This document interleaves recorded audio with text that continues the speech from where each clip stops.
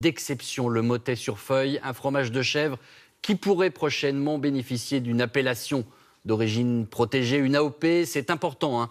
On va voir pourquoi dans un instant avec Julie Beckrich, mais d'abord direction le Poitou méridional où est fabriqué ce trésor de notre terroir. Evelyne Goldman avec Pascal Épée.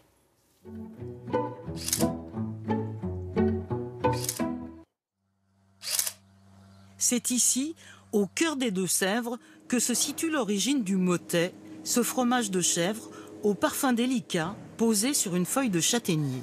Quand Paul Georgelais s'est lancé dans sa fabrication, seules les grands-mères connaissaient la recette. Il a alors 18 ans. N'ayant pas de formation en rien, en fin de compte, n'étant qu'un fils d'agriculteur, j'ai eu le réflexe d'aller chez les voisins, les voisines, aller chercher les petites recettes locales. Donc aujourd'hui, je perpétue ces recettes qui étaient faites journalièrement. Comme les anciens, il cultive la luzerne sur ses terres pour donner le meilleur fourrage à ses chèvres. Pour lui, c'est l'alimentation qui fait la qualité du fromage. Ici, vous avez un foin de luzerne dans lequel nous avons semé de la luzerne, nous avons semé du trèfle, nous avons semé de la fétuque, nous avons semé de régras, ce qui montre que l'animal, lorsqu'il mange ce type de foin, il a une diversité de plantes pour arriver à une diversité de composition de lait et aussi une diversité dans le goût du fromage. Avec le succès, Paul Georgelais modernise ses installations. Son troupeau passe de 200 à 500 têtes. Regardez comme elles attendent. Elles sont là en attente pour se faire traire. Là, ça y est, la traite commence. C'est parti. Nous avons commencé les fromages il y a 40 ans. Allez, viens ma biquette. Allez, monte. La demande a été très rapide. Nous sommes très vite tombés en manque de fromage. Et pour des raisons économiques, j'ai fait un choix d'augmenter le troupeau. Sa salle de traite est aujourd'hui automatisée. Mais dans ses cuves, aucun ferment industriel pour transformer son lait en fromage. Un seul ajout, un ferment issu du lait de ses propres chèvres. Après 48 heures, le lait caillé est comme un marbre. Le moulage à la louche peut commencer. Le poignet qui tourne sur lui-même et qui ne doit pas racler. Et lorsqu'on fait ça, la demi-sphère doit être remplie en un demi-tour.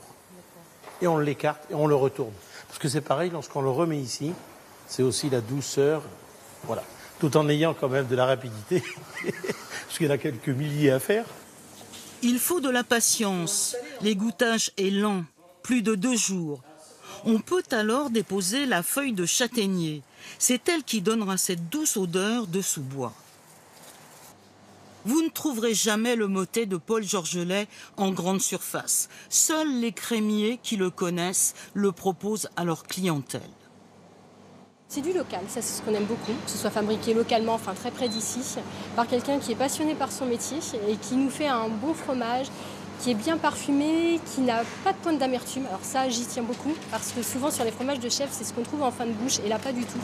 Depuis 14 ans, les producteurs de Mottet sur feuille se battent pour avoir une appellation d'origine protégée.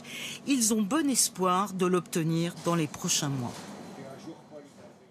Voilà pour le Mottet sur feuille. C'est vrai que c'est important, une AOP pour un fromage. Julie Beckrich, bonjour. Combien de fromages français bénéficient d'une appellation d'origine protégée? Alors, il y en a 45, pas énorme, quand on sait qu'il existe 1200 fromages en France. 28 de ces AOP sont des fromages au lait de vache, 14 au lait de chèvre et 3 au lait de brebis. Et quel est le fromage AOP qui a le plus de succès? Alors, c'est le Comté et de loin, avec 55 000 tonnes vendues en 2015. En comparaison, le reblochon, c'est 16 000 tonnes, le bleu d'Auvergne, 5 000. Pour les fromages à base de lait de brebis, le Roquefort est celui qui a le plus de succès avec 17 000 tonnes vendues en 2015. Le Roquefort, c'est aussi le premier fromage à avoir bénéficié d'une appellation d'origine en 1925. À l'image du Mottet, beaucoup de fromages se battent pour obtenir cette appellation. Exactement. Par exemple, si je vous dis brie, vous pensez immédiatement au brie de Meaux, appellation d'origine protégée depuis 1980.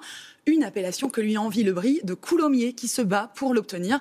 Parce qu'une AOP, d'abord, ça permet de protéger le travail des producteurs et puis ça fait vendre. Un exemple parlant, le Morbier qui a obtenu l'AOP en 2002 a vu ses ventes tripler en 10 ans.